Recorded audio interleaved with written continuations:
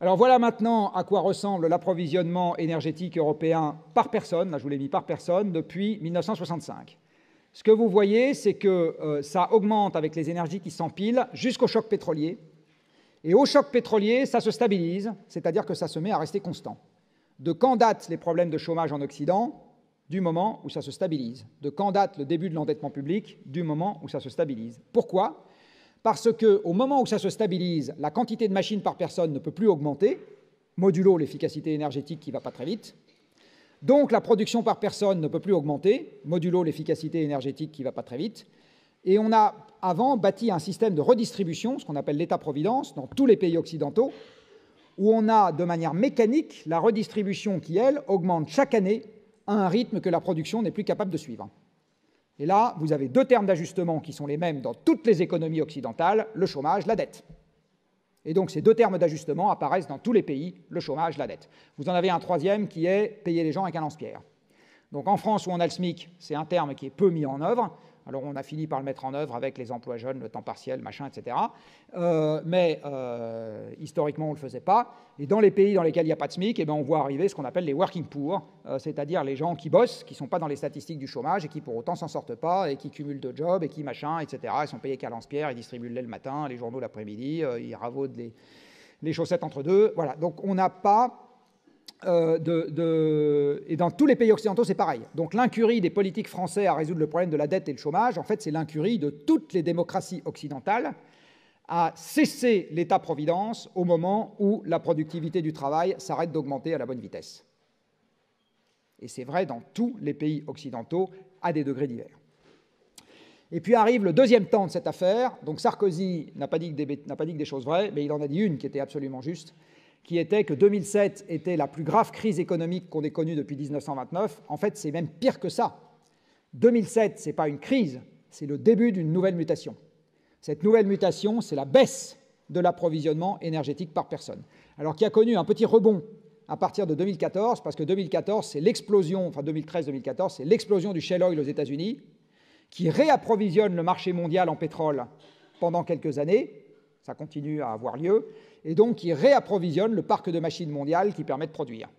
Donc l'économie retrouve une petite bouffée d'oxygène. Mais ça va durer qu'un temps, parce que le shale oil, ça ne va pas augmenter indéfiniment. Donc dès que le shale oil aux États-Unis va commencer à donner des signes d'essoufflement, ce truc-là repartira à la baisse et on aura de nouveau une crise économique significative en Europe. Donc surveillez bien la production de shale oil aux États-Unis, c'est l'indicateur avancé de ce qui va se passer, je vais essayer de finir dans pas trop longtemps et après il y aura plein de questions.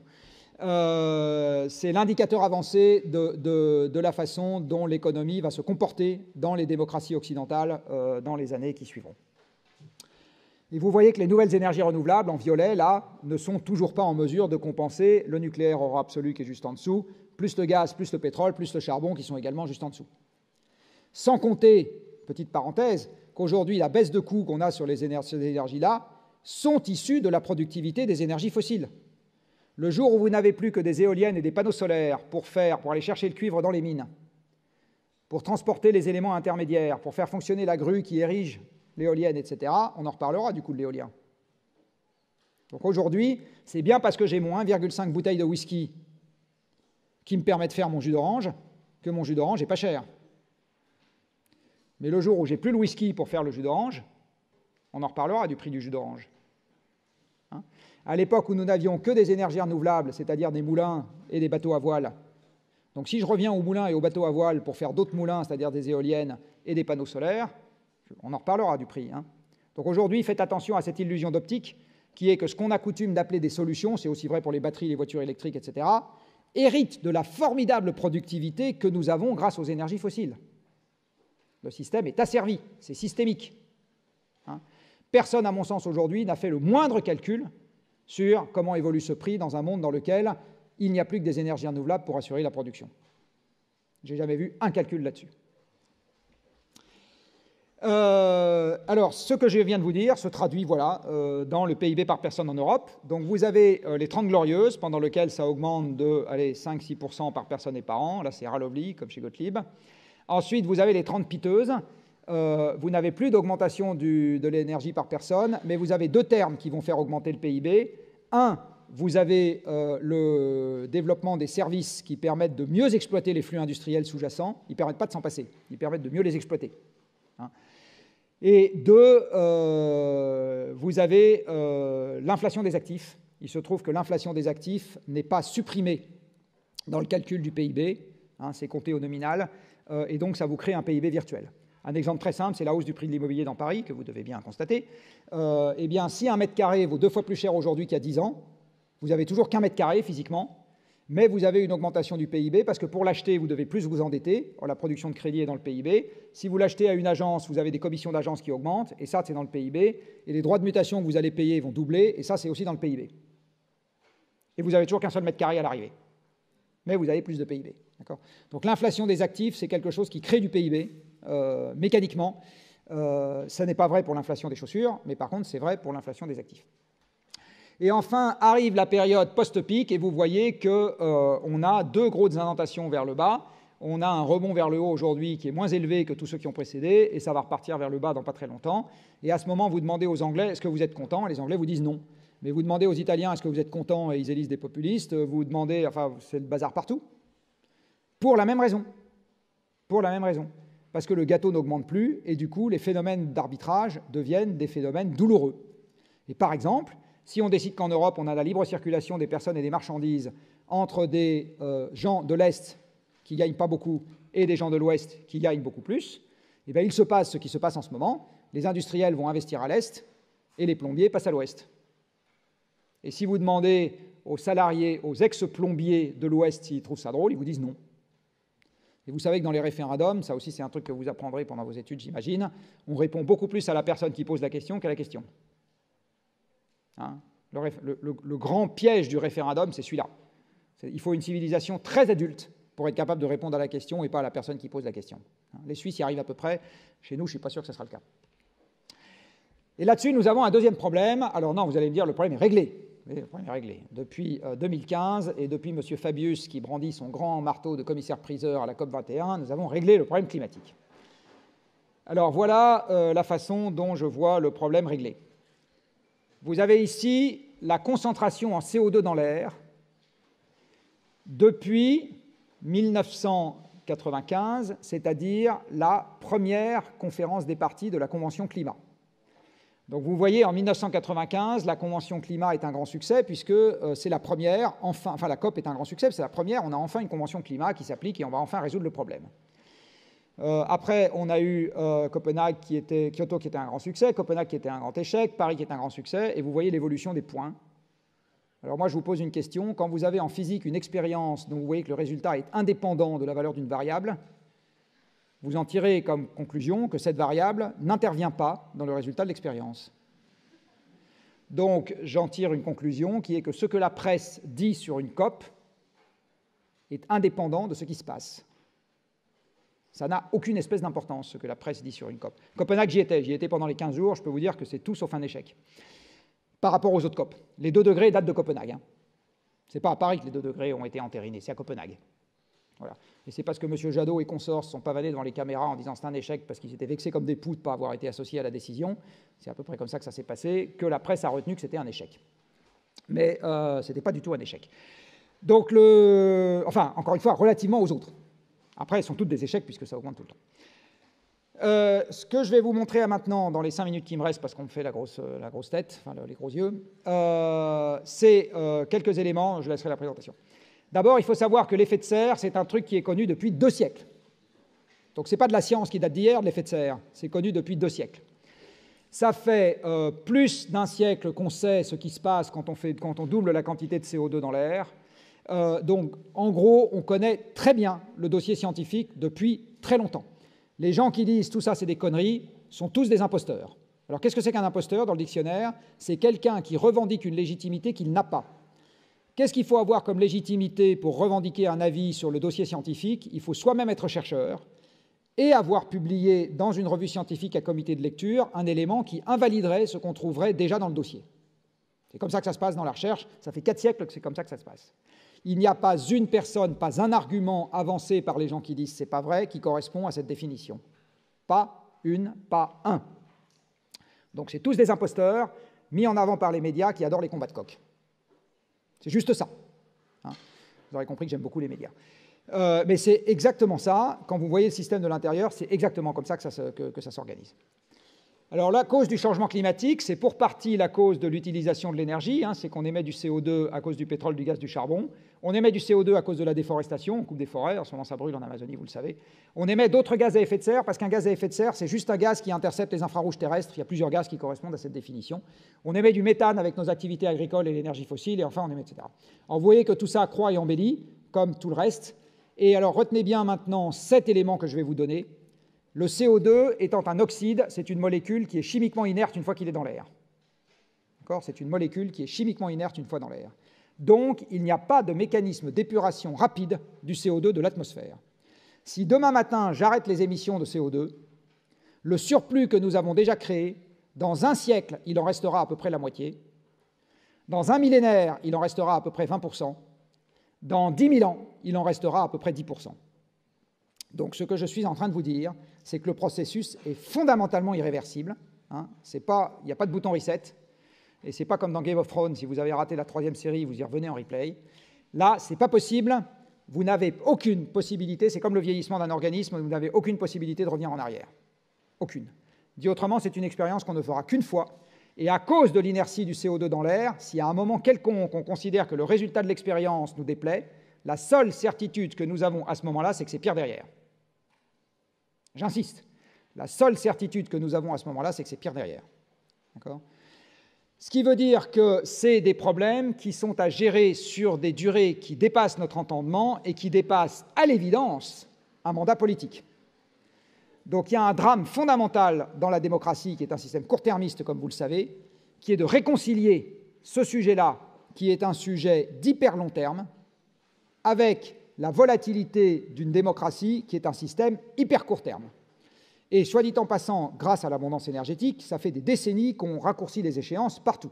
On avait des sociétés patrimoniales qui regardaient quand même un peu plus loin que le bout de leur nez. On a maintenant des sociétés cotées en bourse où on s'excite parce que le cours de bourse a varié en 24 heures. Qu'est-ce qu'on s'en fout? Aucune espèce d'importance. Du reste, si on voulait régler... un des trucs à faire dans le monde économique, si on veut régler le problème du changement climatique, c'est de supprimer la cotation en continu des entreprises. Alors, ça défrisera certains d'entre vous qui veulent aller bosser comme Kant, je ne sais pas où, en gagnant plein d'argent, mais c'est évident que ça fait partie des trucs à faire. Très rapidement, 5 degrés de variation de la température planétaire, ce n'est pas un truc anodin. Vous avez ici à quoi ressemblent les écosystèmes européens si on ne les supprime pas pour faire autre chose aujourd'hui. Vous avez ici à quoi ressemble l'Europe il y a 20 000 ans, pardon. Il y a 20 000 ans, c'est-à-dire au cœur de la dernière ère glaciaire. Donc il fait beaucoup plus froid, c'est ce que je vous disais tout à l'heure. Alors vous voyez que ça ressemble à rien de ce qu'on connaît aujourd'hui. Il n'y a pas d'Erasmus en Suède, parce qu'il n'y a pas de Suède. Les Scandinaves sont sous 3 km de glace. Donc lac va vite, vous oubliez. Il n'y a pas non plus d'Erasmus à Édimbourg, connu pour son climat chatoyant, et ses Écossais qui le sont vraiment. Et vous voyez qu'il n'y a pas non plus de Manche, puisque l'océan a baissé de 120 mètres. Alors pourquoi l'océan a baissé? Parce que pour faire cet énorme glacier qu'il y a sur la Scandinavie et son grand cousin qu'il y a sur le Canada et le Groenland et l'Antarctique qui ont augmenté de masse, il faut bien avoir pris l'eau quelque part. L'eau, vous l'avez prise dans l'océan, et donc le niveau de l'océan a baissé. Vous voyez que les écosystèmes qu'on trouve en France ressemblent à ce qu'on a aujourd'hui au nord de la Sibérie, et la population humaine en France à cette époque ne fait même pas la population de la totalité des grandes écoles françaises, c'est dire. Eh bien, la différence de température que vous avez planétaire, la différence de moyenne planétaire que vous avez entre le paysage de gauche et le paysage de droite, c'est juste 5 degrés de réchauffement. C'est juste ça, en 5000 ans.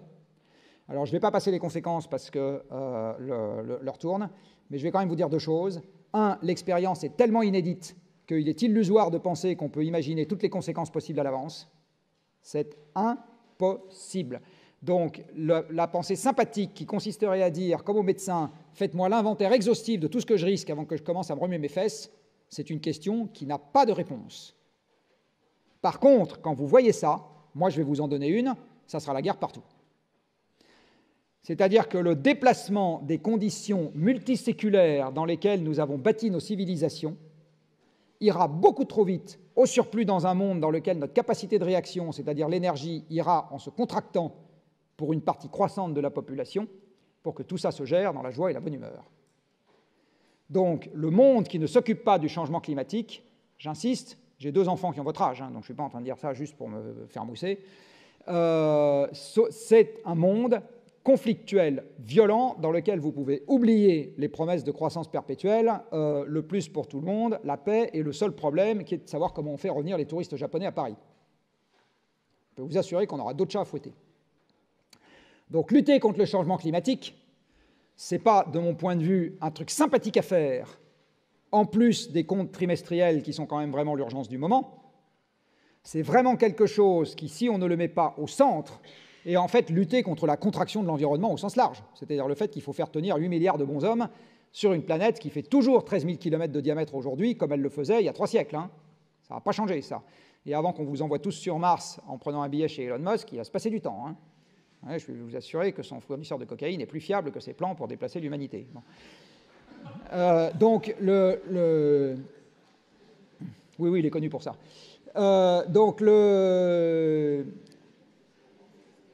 Donc cette affaire de changement climatique, j'insiste, et d'une manière générale, faire revenir la contrainte physique dans les plans pour l'avenir, c'est ça le message essentiel que je veux vous délivrer, c'est pas une coquetterie, c'est si on ne fait pas ça, on est sûr d'avoir n'importe quoi, sauf ce qu'on s'imagine pour l'avenir. Voilà, je vais m'arrêter là parce que l'heure tourne.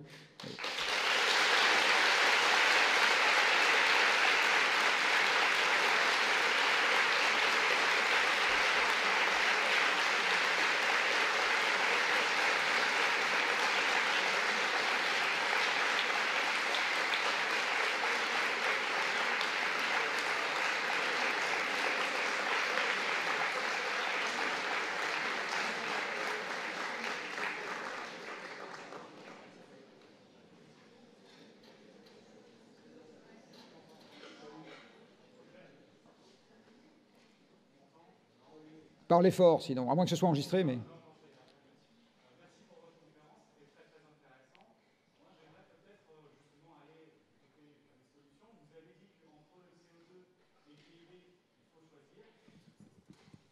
Est-ce que ça fonctionne maintenant? Très bien. La question que je me pose, c'est est-ce que dans un scénario de transition, il est possible aussi de chercher de meilleures conditions de vie en allant du côté de la sobriété, de questionner le besoin, et puis ensuite de l'efficacité énergétique? Est-ce qu'on a une sorte de salut de ce côté-là? Merci. Alors, en fait, il faut renverser la question, ou plus exactement, il faut renverser les conditions aux limites.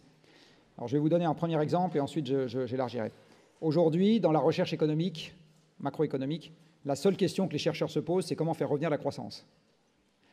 Je pense que ça vaudrait le coup qu'avec 5% de nos impôts, puisque la recherche est essentiellement payée par nos impôts, il y a une petite partie des gens qui se disent, admettons qu'elles ne reviennent pas, c'est quoi la meilleure optimisation du système? Alors ça, c'est une partie de la réponse à votre question. C'est-à-dire, en fait, on renverse la question. On dit, on admet qu'on ne l'aura pas, même pas on la recherche, on ne l'aura pas. C'est quoi la meilleure manière de s'organiser pour que les gens soient le plus heureux possible?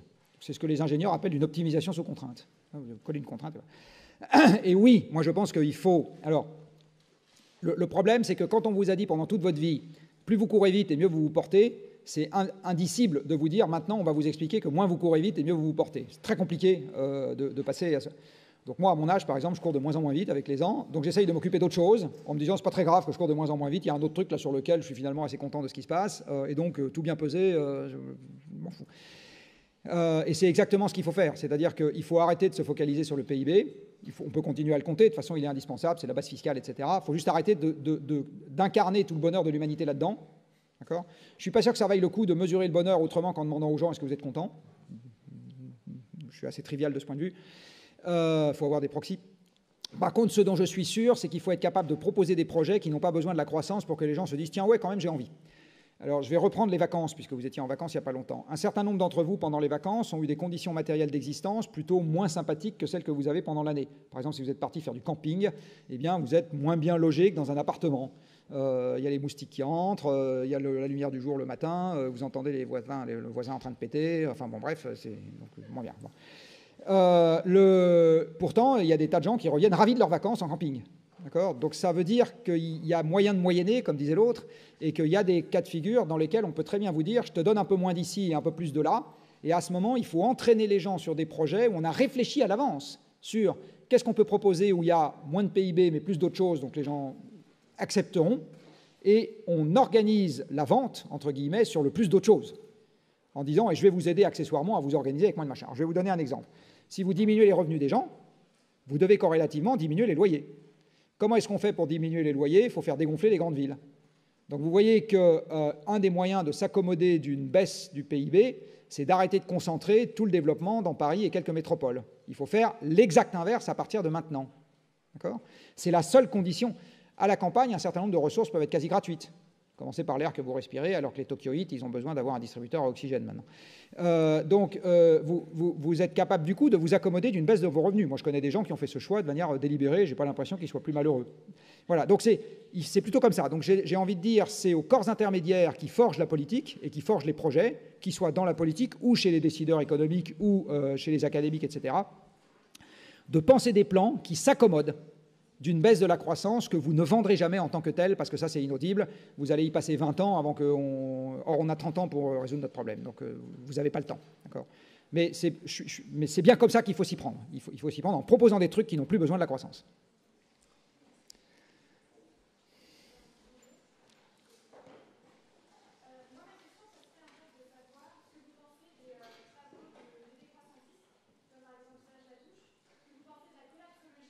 Je fais large. Donc, par exemple, Pablo Servigné.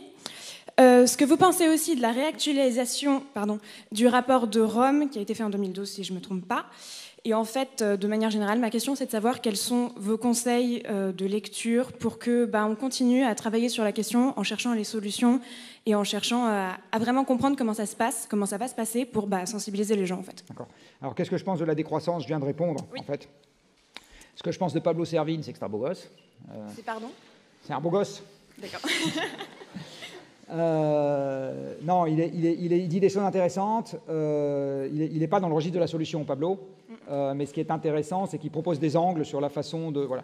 Ce que je pense de la collapsologie, c'est de se dire tout est foutu, ça ne mène nulle part. Par contre, de se dire je vais essayer d'apprécier la hauteur de la haie à franchir, ça mène quelque part. Donc ça m'amène à la dernière question, qui est qu'est-ce qu'on peut lire pour continuer à se documenter?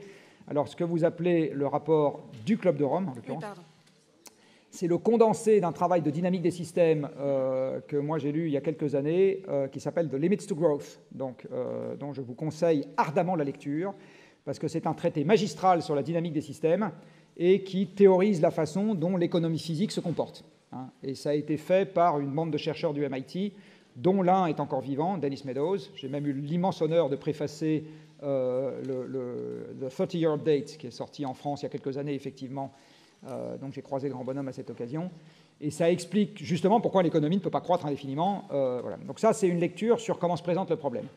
Après, la lecture sur comment s'attaquer au problème, celle-là, j'ai envie de dire, elle est compliquée. Je peux vous proposer une lecture d'entrée. Alors, ce n'est pas une religion, mais c'est un travail qu'on a fait au Chic Project.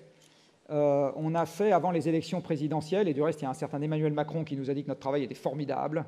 Mais bon, certains d'entre vous iront peut-être bosser dans les cabinets ministériels où ils répondront « vos idées sont formidables » à tous les gens qui écrivent. Donc, voilà, ça fait partie des jobs qu'on trouve dans ce genre d'endroit. Ça veut dire que vous n'entendrez plus jamais parler de moi, je vous précise. Donc, le plan qu'on avait proposé avant les dernières élections s'appelait Decarbonize Europe. Et donc, le site internet qui va avec, c'est Decarbonize Europe, tout attaché, avec un Z évidemment, puisque c'est en anglais, et avec un seul E au milieu, .org.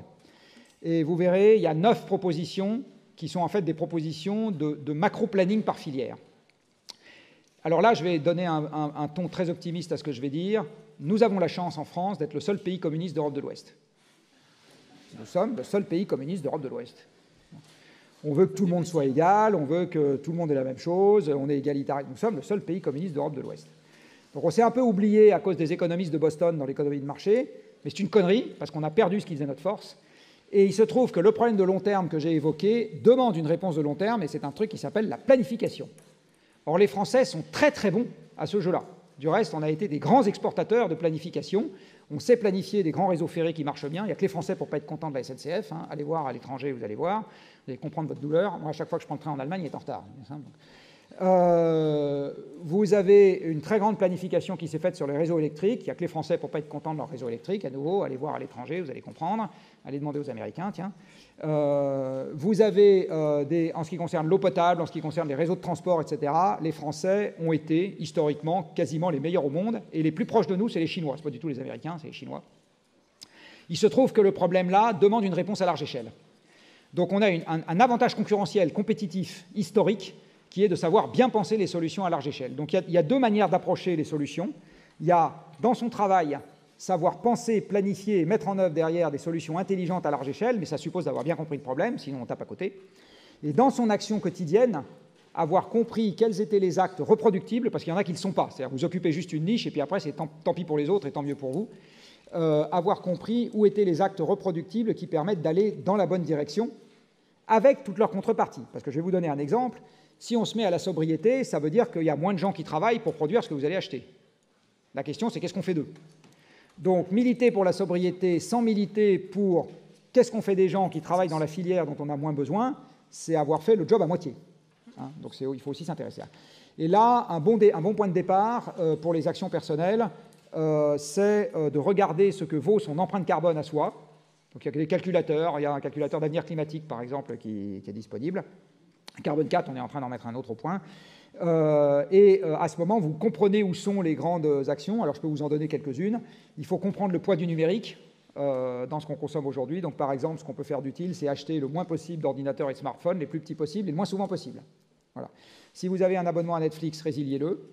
Netflix occupe à lui seul 20% de la bande passante d'Internet dans le monde. Donc 20% de la fabrication des composants de réseau, des antennes, des serveurs, etc., de tout ça et de l'entretien de tout ça, à lui tout seul. Oui.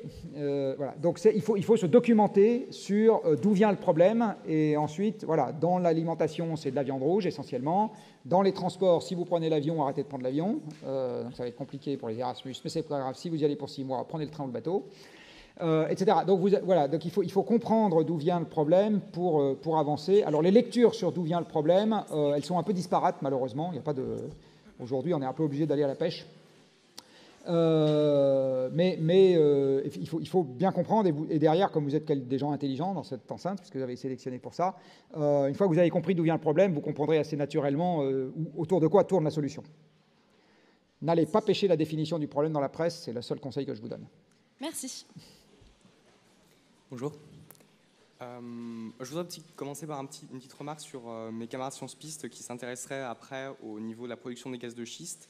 C'est qu'après avoir connu une très belle croissance dans l'année qui vient, elle a commencé à sérieusement atteindre un plafond dans les derniers mois, même si les mises à jour des derniers mois vont permettre de savoir si on a atteint vraiment un pic au niveau du gaz de schiste. Mais en tout cas, ça serait peut-être pas pour trop longtemps. Ma question est pourquoi est-ce qu'on entend aussi peu parler du solaire thermodynamique? C'est-à-dire pas du photovoltaïque dans lequel on a des panneaux directement, mais de la concentration des rayons sur un liquide chauffant. J'en entends jamais parler dans la presse. Alors on n'en entend pas parler dans la presse pour deux raisons. La première, c'est que la France n'est pas un pays assez insolé pour que ce soit quelque chose de très intéressant chez nous. Il y a eu une expérience historique à Odeillo, il y a longtemps dans les Pyrénées. C'est surtout un procédé qui est intéressant pour des pays bien insolés, mais vous avez des projets dont on entend parler dans d'autres presses, dans d'autres pays. Par exemple, au Maroc, vous avez un projet de centrale thermodynamique qui porte le nom de la princesse marocaine, Nour, dont la presse marocaine parle tout à fait. Donc ça dépend de quelle presse on parle. En France, vous n'en entendez pas parler parce qu'il n'y a pas de projet et pas de porteur d'intérêt. Voilà.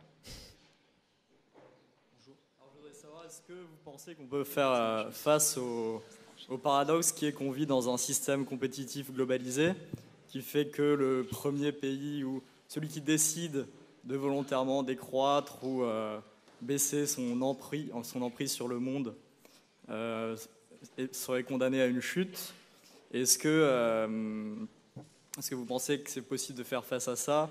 Est-ce que vous pensez que c'est possible aussi la planification est réaliste? Parce qu'il y a beaucoup d'exemples qui montrent que finalement le système mondial est tellement complexe que même une planification a très peu souvent les effets escomptés. Et est-ce que vous, si vous êtes au courant peut-être des travaux de Theodor Kaczynski, est-ce que vous pensez comme lui qu'une révolution qui serait dirigée contre la technologie pourrait éventuellement nous éviter une issue catastrophique, c'est-à-dire aller irrémédiablement, dû à ce système compétitif généralisé, vers une destruction totale des écosystèmes, donc de la vie humaine et non humaine? Alors, la réponse à la dernière question est directement non. Vous ne pouvez pas faire une révolution contre le fait que les hommes aiment chercher. Or, ce qu'on a coutume d'appeler les progrès technologiques, c'est juste le reflet du fait que les gens aiment chercher. Il y a un philosophe, je ne sais plus lequel, c'est pas Hans Jonas, qui a dit « tout ce que nous pouvons, nous le ferons ». Et en fait, c'est une manière de dire on est constamment en train de se demander ce qu'on pourrait faire d'autre que ce qu'on fait déjà. On est câblé comme ça, donc ça, vous empêcherez pas. Par contre, ce qu'on peut empêcher, c'est que tout développement technologique, quel qu'il soit fait d'abord et qu'on se pose ensuite la question de savoir si c'était une bonne idée. Donc, c'est-à-dire que vous pouvez encadrer le truc. Et la seule manière d'encadrer les recherches, c'est par l'éthique et la morale. Il n'y a pas deux autres manières. Ce qui veut dire que les problèmes que je viens d'évoquer, et c'est un des fondateurs de Paris Dauphine qui m'a dit ça un jour, il s'appelle Ivar Ekland, qui est un Norvégien, qui a été un des présidents de l'université, qui est un mathématicien norvégien brillant, et qui a dit « Jamais nous ne résoudrons le problème », donc ça va rebondir sur votre première question, « Jamais nous ne résoudrons le problème du changement climatique en faisant un problème économique, il faut que ça devienne un problème éthique. » Dit autrement, vous ne vous mettez pas les doigts dans le nez quand vous êtes invité chez votre belle-mère, pas parce que vous n'êtes pas capable d'en payer le prix, juste parce que ça ne se fait pas. Et du reste, vous ne lui mettez pas non plus un ramponneau, même si elle dit des trucs qui vous énervent. Ça ne se fait pas. D'accord ? Il n'y a pas un prix pour ça. Eh bien, en ce qui concerne le changement climatique, c'est exactement pareil, c'est-à-dire que tant qu'il y a un prix pour ça, en fait, on est à côté de la plaque, il faut qu'on considère que ça ne se fait pas. Point. Vous comprenez ce que je veux dire ? Oui. C'est mal. Voilà. C'est la définition du bien et du mal. Bon. Vous pensez pouvoir réaliser ça sans l'usage de la force, par exemple ? Oui, parce que... alors, sans l'usage de la force, sans l'usage de la contrainte, sûrement pas. Sans l'usage de la force au sens de est-ce qu'on en passera par des guerres avant ? J'espère que non, mais après, j'en sais rien. Mais sans l'usage de la contrainte, sûrement pas. Sans l'usage de friction, sûrement pas. Après, il faut se méfier. Historiquement, les révolutions, quand elles sont bien faites, la situation après n'est pas nécessairement mieux que la situation avant. Hein. Donc, dans quand même des bons bains de sang. Quand vous regardez les exemples britanniques et français sur l'abandon de la monarchie absolue ou les exemples américains et britanniques sur l'abandon de l'esclavage, vous vous rendez compte que la politique des petits pas, parfois, c'est mieux que la révolution. Mais voilà, parenthèse. Donc, pour en venir à ce que je disais, on ne peut pas résoudre ce problème en faisant un problème économique. Donc, ça renvoie à la première question qui est comment est-ce qu'on peut s'en sortir dans un monde dit ouvert ? Alors, on peut arrêter de dire que c'est important que le monde soit ouvert. Et personnellement, je pense que plus d'ouverture doit avoir une limite. C'est-à-dire qu'à un moment, vous vous dites, ben non, il y a une limite, on arrête de... Voilà, il y a des tas de domaines dans lesquels on considère qu'il y a des limites. Hein. Chez vous, c'est ouvert à un certain nombre de gens jusqu'au moment où il n'y a plus de quoi faire rentrer les gens. Donc il y a une limite. Il y a des limites partout dans le monde. Aujourd'hui, on est sur l'idée stupide venue de modèles économiques stupides qui disent plus c'est ouvert et mieux on va se porter. En fait, non. Plus c'est ouvert et plus on met de volatilité dans le système, sauf que tant que l'approvisionnement énergétique est croissant, là, on a un élément de résilience qui compense cette stabilité. À partir du moment où c'est ouvert sans énergie, alors là, je peux vous dire, ça va le dinguer sévère. Donc, c'est évident qu'il faut freiner aujourd'hui cette affaire-là. La construction européenne n'aurait jamais dû se faire avec une monnaie unique sans être capable de contrebalancer ce qui n'est plus possible, c'est-à-dire la dévaluation, avec des transferts sociaux. Donc on aurait dû dire aux Allemands, on veut bien de l'euro, mais vous payez pour les Grecs si jamais ils ont un problème. Donc il faut vraiment mettre aujourd'hui des barrières au libre-échangisme tel qu'il est conçu. Maintenant, ça n'empêche pas la France de faire des choses de manière unilatérale dans un certain nombre de domaines. Je vais vous donner 2 exemples. On peut très bien aujourd'hui décider en France, nous autres Français, qu'on va s'occuper sérieusement de notre urbanisme, c'est-à-dire déconcentrer les grandes villes, rénover les bâtiments qui doivent survivre, pour en faire des bâtiments adaptés à l'énergie et au climat de demain. Je n'ai pas besoin de savoir ce que vont faire les Chinois pour ça. Et j'ai d'autant moins besoin de savoir ce que vont faire les Chinois pour ça que de toute façon, comme je vous l'ai montré tout à l'heure, on va progressivement, sur la durée de vie qui vous reste, manquer de pétrole, de gaz et des autres énergies en Europe. Enfin, les ENR ne compenseront pas ça. Donc de toute façon, on va avoir un problème pour l'énergie qui alimente le système, et donc il y a des mesures qu'on a intérêt à prendre, parce qu'il faut que le système fonctionne avec moins d'énergie. Bon. Donc ça, voilà un premier exemple. Et je me contrefous de savoir ce que fait Trump pour prendre cette décision-là. J'ai une deuxième décision que je peux prendre en France. Il se trouve qu'un tiers des camions qui circulent dans ce pays transportent un truc qui se mange. Un tiers. Donc la dépendance de votre alimentation au pétrole est absolument massive, parce que si je supprime les camions, vous crevez de faim. Je suis totalement incapable d'alimenter Paris tous les jours avec des trains et des charrettes à cheval. Je suis incapable de faire ça. D'accord ? Donc je supprime les camions, vous crevez de faim. Littéralement aussi, du reste. Littéralement. Donc vous voyez bien que ça, je me contrefous de savoir ce que fait Trump dans un pays qui va avoir de moins en moins de pétrole pour me dire qu'il faut que je m'attaque au problème. Donc vous avez un certain nombre... donc en fait, il faut faire le tri. Il y a ce pourquoi je ne suis pas capable d'agir seul dans mon coin. Il y a des sujets qui sont de cette nature. Mais il y a 1 milliard de sujets pour lesquels je me contrefous de savoir ce que vont faire mes voisins, parce que de toute façon, moi j'ai un problème, et à la limite, plus vite ils tapent dans les stocks de pétrole restants, et plus vite moi j'aurai un problème. Et le dernier truc que je vais dire, c'est que l'homme est un animal mimétique. J'ai été élevé par mes parents par mimétisme. C'est-à-dire qu'une partie des trucs, ils me l'ont dit, puis une partie des trucs, ils l'ont juste fait devant moi, et j'ai fait pareil. Par exemple, j'ai appris à parler de cette manière. Je n'ai pas été à l'école pour apprendre à parler, j'ai entendu mes parents parler, puis j'ai fait la même chose. Je ne crois pas une seule seconde au fait que si les Français commencent à faire des trucs intelligents, et soit dit en passant, on ne sera pas les seuls, même si on est les plus intelligents au monde, à faire des trucs intelligents, je ne crois pas une seule seconde que les autres ne vont pas faire pareil à un moment. J'y crois pas une seconde. Donc, on a imité les Américains pour tout un tas de trucs cons. Je ne vois vraiment pas pourquoi le reste du monde ne pourrait pas imiter les gens qui font des trucs intelligents. Je ne vois vraiment pas. Donc, donc l'argument qui consiste à dire on va être les seuls à s'agiter dans notre coin, j'y crois pas une seconde. Parce que la nature humaine est une nature mimétique, voire moutonnière, dans un certain nombre de cas de figure. C'est bien pour ça qu'il y a des effets de mode. Bonjour, merci pour cette conférence déjà. Vous avez dit qu'il faut choisir entre CO2 et PIB. Ça veut quand même dire qu'il n'y a pas d'autre alternative que l'énergie fossile, en gros. Est-ce qu'on ne pourrait pas trouver une alternative? Ça dépend du résultat de la question pour vous. C'est-à-dire, si vous choisissez le PIB, à court terme, oui. Je vous pose la question, je ne sais pas du tout. Est-ce qu'on ne pourrait pas trouver une alternative dans le nucléaire, pas forcément dans la fission, mais dans la fusion nucléaire? Alors, la réponse est non, malheureusement. En fait, il y a une alternative dans la fission et il n'y a pas d'alternative dans la fusion. Alors, je vais vous dire pourquoi. La fusion, donc vous avez deux manières d'exploiter l'énergie nucléaire, et c'est lié au fait que l'énergie de liaison entre les nucléons dans un noyau passe par un maximum aux alentours du noyau du fer. Donc, quand vous avez des atomes qui sont plus petits que le fer, en les regroupant, vous arrivez à récupérer de l'énergie. Et quand vous avez des noyaux qui sont plus gros que le fer, ce qui est le cas de l'uranium, en les cassant, vous arrivez à récupérer de l'énergie. Dans le deuxième cas, ça s'appelle de la fission. Dans le premier cas, ça s'appelle de la fusion. Alors la fusion, c'est une énergie qu'on connaît très bien, parce que c'est avec ça que le Soleil fonctionne, et c'est comme ça que la première génération d'étoiles a, par alchimie, fait tous les éléments du tableau de Mendeleïev. Ils ont tous été faits à partir de noyaux d'hydrogène, c'est-à-dire de protons dans la première génération d'étoiles. Alors dans une étoile, ça marche très bien. Malheureusement, pour reproduire ces conditions-là sur Terre, c'est compliqué, parce que le plasma dans une étoile, la matière est dans un état particulier dans une étoile où les électrons et les noyaux ne sont plus associés, ils se baladent chacun de leur côté, et ça s'appelle un plasma. Et pour avoir un plasma, vous devez porter la matière à quelques millions de degrés. Comme dans les indestructibles, là, des millions de degrés. Bon, bref. Eh bien, vous ne savez pas mettre ça dans une boîte à chaussures simple. Donc ça veut dire que vous devez faire du confinement magnétique, enfin bon bref, c'est un truc très compliqué. Et pour chauffer votre plasma à quelques millions de degrés, vous devez utiliser de l'énergie. Vous devez commencer par chauffer. Et donc le grand défi de la fusion, c'est d'arriver à récupérer avec la fusion plus d'énergie que vous n'en avez utilisé pour chauffer le plasma. Alors, dans les tokamaks, c'est-à-dire les usines, les trucs qu'on utilise aujourd'hui, on sait faire des réactions de fusion qui durent moins longtemps qu'il n'en faut pour récupérer l'énergie de chauffe du plasma. Dans ITER, le défi, c'est de faire plus longtemps qu'il n'en faut pour récupérer l'énergie de chauffe du plasma, mais quand même pas des heures et des heures. Or, une centrale électrique, aujourd'hui, elle doit être capable de fonctionner 5000 heures sans s'arrêter.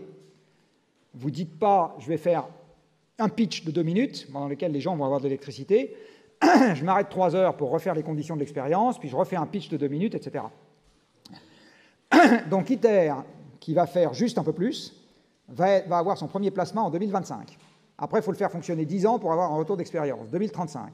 Ensuite, il faut se gratter la tête pendant 5 ans pour savoir ce qu'on fait derrière, 2040. Ensuite, on met en construction la génération d'après, qui sera peut-être capable de fonctionner quelques milliers d'heures. C'est terminé en 2055 ou 2060, puis on le fait fonctionner 10 ans, 2070.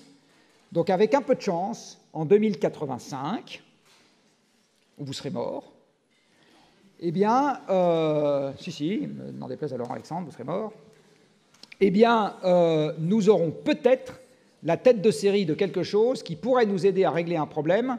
C'est la règle de 3 que j'ai passée dans ma démonstration, qu'il faut avoir réglé dans les 35 ans qui viennent. C'est-à-dire que pour tenir les 2 degrés de l'accord de Paris, il faut que les émissions planétaires arrivent à 0 d'ici 2060. Zéro. Pas la moitié, zéro. Plus 1 gramme de CO2 émis dans l'atmosphère. Plus une bagnole à essence, plus une fabrication de batteries, soit dit en passant, parce que c'est de la métallurgie qui émet du CO2, plus rien. Zéro. D'accord ? Donc on est totalement hors course avec la fusion, ce qui est une autre manière de dire que le budget d'ITER est totalement inutile pour le problème dont je vous parle. Par contre, la fission, aujourd'hui on l'a, ça marche. Et quand vous regardez, alors je n'ai pas le temps de vous faire le détail aujourd'hui, mais j'ai quelques lectures sur mon site. Il y a une page sur mon site qui s'appelle, si ma mémoire est bonne, discussion autour de quelques inconvénients ou de quelques idées reçues sur le nucléaire civil. Allez voir ça. Vous allez voir que le problème nucléaire en France est avant tout un problème médiatique. C'est-à-dire que si on veut vous parler dans la presse de ce qui pose problème, il faut vous parler tous les jours du tabac, de l'alcool, des suicides et des accidents domestiques qui arrivent bien avant les accidents de la route. Je vous signale qu'il y a 20 000 personnes par an qui meurent chez elles, de chutes, de suffocation, de noyades, etc. Alors que dès qu'il y a un WC bouché dans une centrale nucléaire, vous en entendez parler dans la presse.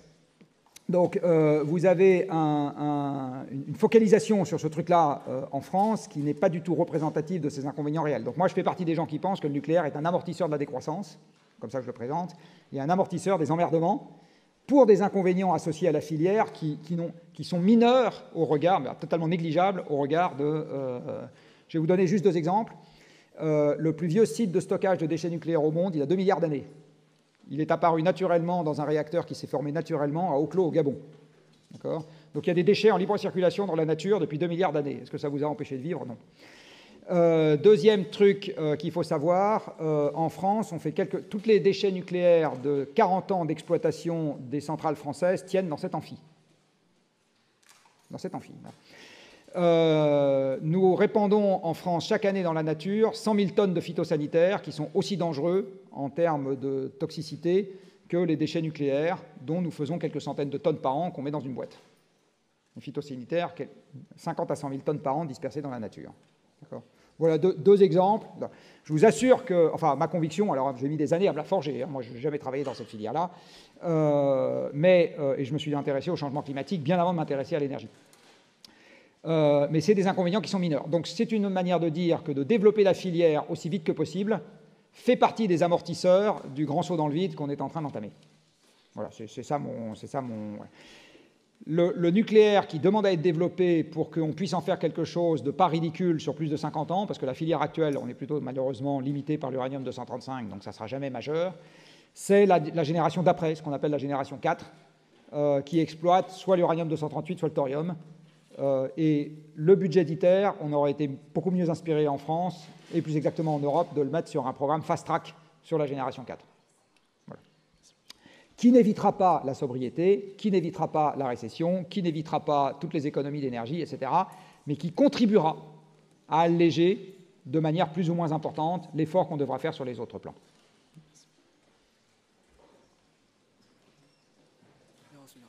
Dans ce cas-là, bonjour, je m'appelle Yann Alexis et donc je me demandais la chose suivante.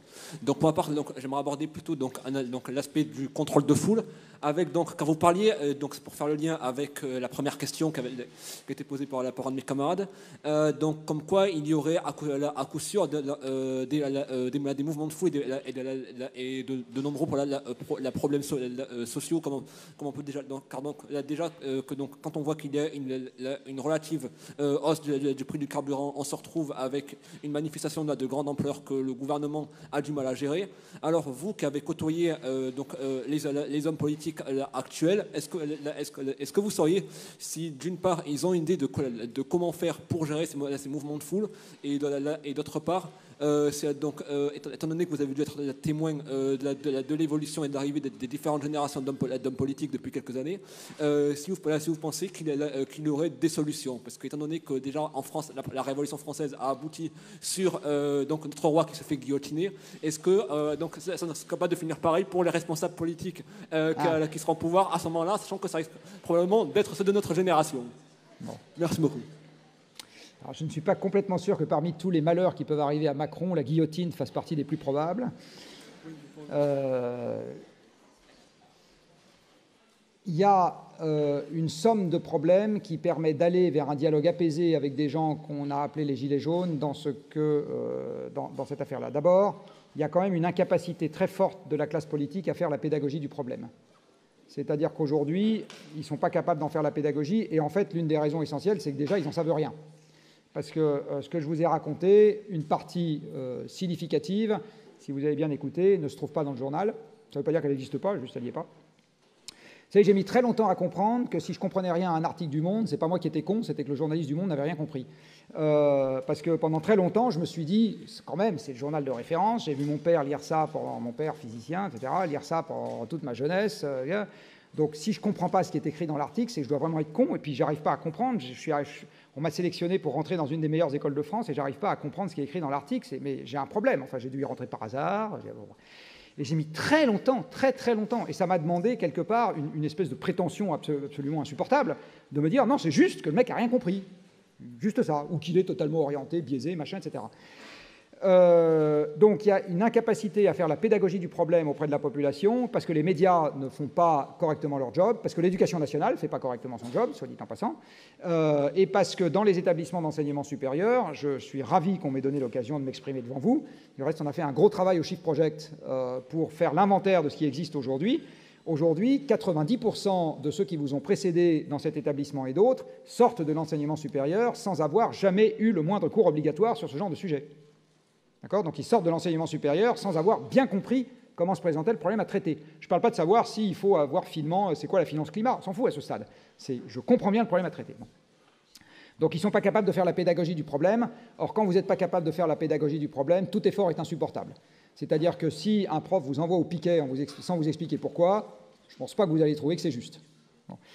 Donc là, on dit aux Gilets jaunes, on va vous augmenter le prix du carburant, on ne vous dit pas le pourquoi du comment, on ne vous dit pas c'est pour maintenir le pays en paix, on ne vous dit pas c'est parce que de toute façon il y a moins de pétrole, on ne vous dit pas comment on va alléger votre peine, on vous dit rien, on vous dit juste on va vous augmenter. C'est évident que ça allait mal se passer. Du reste, je l'ai écrit un certain nombre de fois.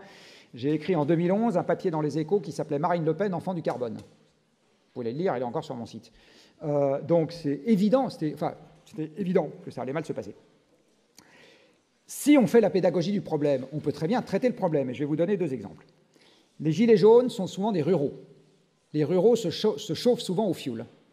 Il se trouve que dans notre pays, on a décidé de mettre 25 milliards d'euros sur de l'éolien offshore. C'est des euros qui vont être payés par vos impôts, enfin pas vous n'en payez pas beaucoup, mais ceux de vos parents, les miens, et ceux des Gilets jaunes, soit dit en passant, parce que ça va être payé par des taxes sur le carburant. Donc le compte d'affectation spéciale de la transition énergétique est aujourd'hui essentiellement financé par des taxes sur les carburants, et ça sert essentiellement à financer du PV et de l'éolien, qui ne résolvent en rien les problèmes de transport. Donc on va faire de l'éolien offshore pour 25 milliards. Cet éolien offshore ne va économiser aucun gramme de CO2 dans notre pays, puisque l'électricité est essentiellement décarbonée. Ça ne va pas créer d'emplois macroéconomiquement, parce que ça va plutôt avoir tendance à augmenter les importations, parce qu'il faut importer plus de composants pour faire les éoliennes qu'on importe d'uranium pour faire de l'électricité nucléaire. Ça va créer des problèmes locaux à n'en plus pouvoir. Et j'ai dit à Édouard Philippe le jour de l'installation du Haut Conseil, moi si j'étais toi, c'est 25 milliards, je mets une croix. Donc il y a quelques antinucléaires qui vont gueuler dans le monde pendant 15 jours, très bien, grand bien leur face. Et avec ces 25 milliards, 24 parce que sinon ma division ne tombe pas juste, je donne 6 000 € de prime à chaque ménage français chauffé au fioul, qui soit dit en passant sont essentiellement les Gilets jaunes, pour remplacer sa chaudière à fioul par une pompe à chaleur. D'accord ? 6 000 € par ménage. Je peux vous assurer que si vous faites ça, une pompe à chaleur aujourd'hui, ça coûte 10 000. D'accord ? Si vous faites ça et que vous faites intervenir le différentiel de prix entre le fioul et l'électricité, ils y gagnent en argent. Vous n'avez plus qu'une solution bancaire à mettre entre les deux, ils y gagnent. Bon. Pourquoi est-ce qu'ils ne l'ont pas fait ? Parce que la pédagogie du problème n'a pas été faite, parce qu'eux-mêmes ne comprennent pas le problème à traiter, parce qu'eux-mêmes pensent que d'empêcher les antinucléaires de gueuler dans le monde, c'est plus important que de résoudre en pratique un problème qu'on a avec une fraction de la population qui commence à être des éjectés du pétrole. Voilà, c'est juste ça. Il y avait une solution, je viens de vous la donner. Du pognon, il y en a plein. À preuve, il y a 25 milliards, sauf qu'on ne va pas les mettre au bon endroit. Donc on a un vrai sujet aujourd'hui, j'insiste, je tape à côté de la plaque parce que la plaque n'est pas comprise. Donc c'est pour ça que j'ai tant insisté, je n'ai pas parlé de solution aujourd'hui, j'ai tant insisté sur la définition du problème, parce que tant que cette dernière n'est pas bien comprise, toute solution, c'est taper au hasard, et vous êtes suffisamment vieux maintenant pour savoir que quand vous tapez au hasard pour résoudre un problème, la probabilité pour vous arriver à le résoudre est quand même pas très élevée. Merci beaucoup. Dernier point, je pense que c'est idiot de prendre les gens pour des cons. Donc je suis fortement convaincu du fait que de faire de la pédagogie du problème, même si ça conduit à dire aux gens « vous allez en baver », c'est beaucoup plus payant que de les prendre pour des andouilles. Et je vais vous donner une expérience historique. Il se trouve que j'ai raconté exactement le même genre de discours, là ça va chier des bulles carrées, devant une réunion des syndicats de la CFDT dans une branche. Bon. Je leur ai expliqué que le pouvoir d'achat allait baisser, etc. Je me suis dit, ils vont me sortir à grands coups de pied dans le derrière. Pas du tout. Ça a été une des audiences les plus intéressées à discuter que j'ai jamais trouvées. Donc je suis fermement convaincu du fait que c'est une erreur politique fondamentale de prendre les gens pour des andouilles. Merci beaucoup. Bonjour. Pourquoi cet attachement à la civilisation alors que, en plus d'être un système marqué par la culture du contrôle, qui, s'il continue à se développer, ne peut que déboucher sur une impasse qui nous transformera en esclaves des robots, et en plus qui est marqué par une folie des grandeurs délirantes appelées l'hubris. Pourquoi cet attachement à la civilisation alors qu'il s'agit en plus d'un mode de vie qui n'est absolument pas naturel, puisqu'il représente moins de 5% de l'histoire de l'humanité, et que, alors que quand nous ne faisons rien, nous nous emmerdons, nous sommes sujets à l'anxiété, à l'angoisse, en raison des pressions exercées sur nous par la civilisation, alors que la plupart des gens qui sont dits de peuples primitifs sont très contents quand ils n'ont pas de travail à faire, de rester assis pendant des heures à ne rien faire, parce que, contrairement à nous, ils sont en paix avec eux-mêmes et avec le monde. Alors...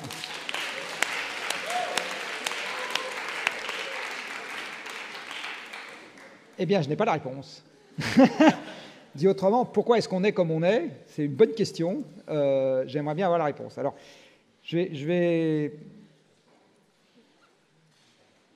Pourquoi est-ce qu'on se met à faire des choses qui, avec le recul du temps, paraissent être des conneries? Parce que de temps en temps, on se trompe. On est tous ainsi faits. Je ne sais pas si vous avez jamais fait d'erreur dans votre vie. Moi, j'en ai fait. Donc, de temps en temps, on se trompe. Et alors, de temps en temps, on peut se tromper collectivement. Malheureusement, il y a plein d'exemples historiques où, de temps en temps, on se trompe collectivement. Par ailleurs, il y a des situations qui sont peu réversibles. Faust aurait très bien pu ne pas vendre son âme au diable. Il serait démerdé pour tomber amoureux de quelqu'un de moins bien que Marguerite, je crois, c'était. Bon, il aurait peut-être été un peu moins heureux, mais enfin, à la fin, il n'avait quand même pas besoin de vendre son âme au diable. Nous, on est un peu dans un pacte faustien dans cette histoire. On a un peu vendu notre âme au diable, c'est-à-dire on se promet un lendemain qui risque d'être un peu rock'n'roll, contre le fait qu'effectivement, on ait vécu une parenthèse qui a été une parenthèse courte dans l'histoire des hommes. Selon les scientifiques, l'homme, c'est 20 000 ans, 100 000 ans, etc. Puis là, on a vécu 2 siècles. Ça va encore durer 10, 20, 30 ans, je ne sais pas, enfin, pas 2 nouveaux siècles, ça c'est sûr, de quelque chose qui est quelque part une forme de corne d'abondance qui semble n'avoir aucun inconvénient. On a plus de tout, puis on a l'impression qu'il n'y a pas d'inconvénient. Maintenant, les inconvénients commencent à arriver. Alors pourquoi est-ce qu'on a fait ça? Je pense qu'une des raisons, elle est biologique, tout bêtement. C'est-à-dire qu'avant d'être des animaux qui pensons réfléchir, on est des animaux, point. Donc on fait confiance à nos sens. Et nos sens, ils sont tous court-termistes. Le toucher, l'ouïe, la vue, l'odorat, tout ça c'est court-termiste. C'est la raison pour laquelle, par exemple, on a beaucoup de mal à faire comprendre ce que c'est qu'une moyenne à quelqu'un. C'est-à-dire quand vous lui parlez de la température moyenne, les gens ne comprennent pas, parce que la seule température que vous êtes capable de sentir avec votre toucher, c'est la température qu'il fait dans cette pièce aujourd'hui. Température moyenne, vous ne la sentez pas. Donc on fait confiance à nos sens, et nos sens, ils nous ont structurés à nous comporter en mode essai-erreur. C'est-à-dire que toute l'histoire des animaux, et c'est comme ça qu'on fait l'éducation, c'est de faire des erreurs, l'essentiel du temps réversibles. Quand elles ne sont pas, on meurt. Voilà, de temps en temps, dans l'apprentissage collectif d'une population d'animaux, il y a des morts, y compris chez les hommes. Mais on est en mode essai-erreur. Là, on est face à des problèmes globaux qui ne se contentent pas d'un mode essai-erreur. Donc il faut qu'on arrive à s'extraire de notre biologie pour arriver à répondre positivement à la question que vous posez. Et c'est vachement dur de s'extraire de sa biologie. Alors une fois que j'ai dit ça, qui est une façon de dire pourquoi, j'en sais rien. Ça s'est passé comme ça, puis parce qu'on est des animaux. Moi, j'ai une deuxième question qui me paraît plus intéressante, qui est une fois qu'on sait ce qu'on sait, comme disait l'autre, qu'est-ce qu'on peut faire d'utile pour que ça se passe un peu mieux plutôt qu'un peu plus mal? Voilà, parce que, admettons qu'on soit dans la merde, comme vous venez de le dire simplement, eh bien, qu'est-ce qu'on peut faire pour ce qui est en plus un peu simpliste, parce que cette merde a plein de bons côtés. Je ne sais pas si vous êtes très malheureux de devoir étudier à Sciences Po plutôt que de devoir aller ramasser des patates, je ne sais pas. Bon. Mais une fois qu'on... Je vous laisse la réponse. Une fois qu'on a cette réponse, la question, encore une fois, c'est qu'est-ce qu'on peut faire d'utile? Parce que dans la décision, et la décision publique, pour en revenir à ce qui vous concernera pour partie, au fond, opposer le monde merveilleux au monde merdique, ça n'a pas une grande valeur opérationnelle. La seule valeur opérationnelle, c'est opposer entre elles les alternatives qui sont à ma main à un instant donné. D'accord ? Ça a une valeur opérationnelle. Les alternatives, vous pouvez les concevoir en fonction d'un monde idéal vers lequel vous avez envie d'aller, à supposer qu'on puisse. Donc dans un premier temps, je reviens à des trucs très simples, on comprend là où on est. Dans un deuxième temps, on voit où sont les voies de sortie possibles, parce qu'on en a plusieurs. Toutes sont imparfaites, c'est ce que je disais tout à l'heure en entrée. Vous n'aurez que des problèmes mal posés et des solutions multiples. Et ça, c'est un exemple typique. Et une fois que, collectivement, on s'est mis d'accord sur ce qui nous paraissait le moins idiot, à ce moment, on met en œuvre les alternatives qui correspondent à cette affaire-là. Et ces alternatives sont toujours lentes, parce que malheureusement, une fois qu'on est quelques milliards sur Terre et 60 millions en France, même dans un système dictatorial, parce que vous avez des dictatures dans le monde, vous voyez que ça ne bouge pas si vite que ça. Les systèmes sont lents.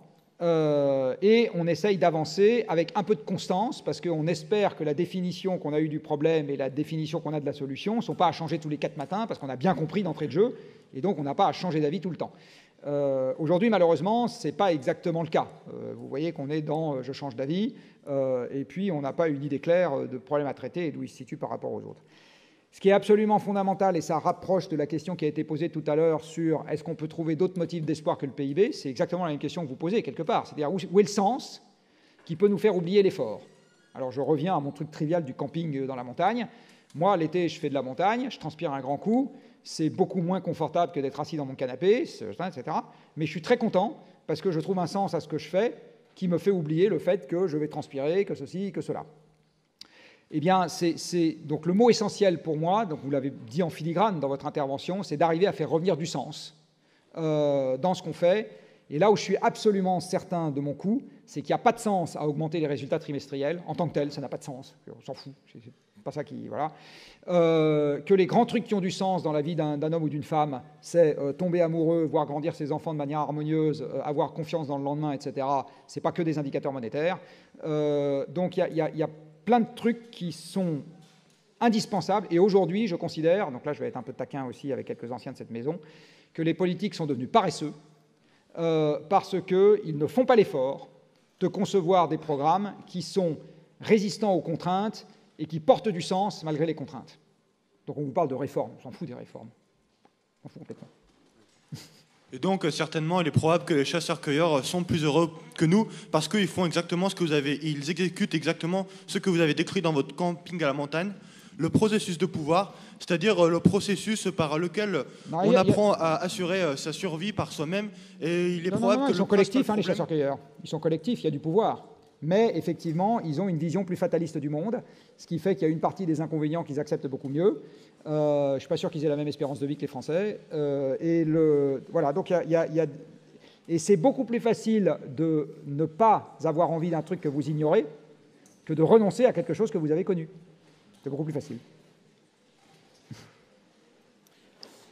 On a... Merci.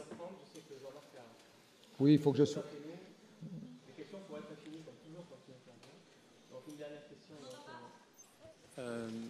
C'était une dernière question. D'accord. La question est celle de la limite physique du temps. Alors, vos amis les journalistes nous communiquent 2 fois par jour l'indice du CAC 40. Oui. Existe-t-il un indice qui pourrait justement sensibiliser de manière quotidienne les gens au réchauffement climatique ou au progrès qu'on pourrait faire pour diminuer ces... Non. Vous n'avez pas quelque chose qui peut se calculer? Non, vous n'avez pas d'indicateur quotidien pertinent sur un problème qui est long. D'accord. Donc la réponse est non. Et la réponse, c'est ce que j'ai dit tout à l'heure, il faut supprimer la cotation en continu des entreprises, comme ça vous supprimerez les 2 minutes de temps d'antenne sur France Info payées avec mes impôts à raconter des conneries. Et un moyen de sensibiliser au quotidien, alors? En parler et en parler et en parler. Enfin, je veux dire, je le redis, tant que la pédagogie du problème n'est pas faite, vous savez, mon père qui était enseignant disait l'enseignement est un long rabâchage. Bah oui, l'enseignement est un long rabâchage. Donc en parler et en parler et en parler. Pourquoi l'économie est importante? Parce que vous entendez parler que de ça quand il est question d'indicateurs quantifiés. Donc en parler et encore en parler. Donc un des trucs utiles que vous pouvez faire, c'est engueuler un journaliste à chaque fois qu'il n'en parle pas assez ou qu'il en parle de travers, et je vous assure qu'il y a du boulot. Merci.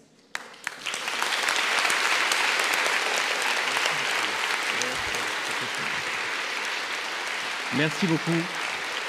Vraiment, c'était un très bon moment.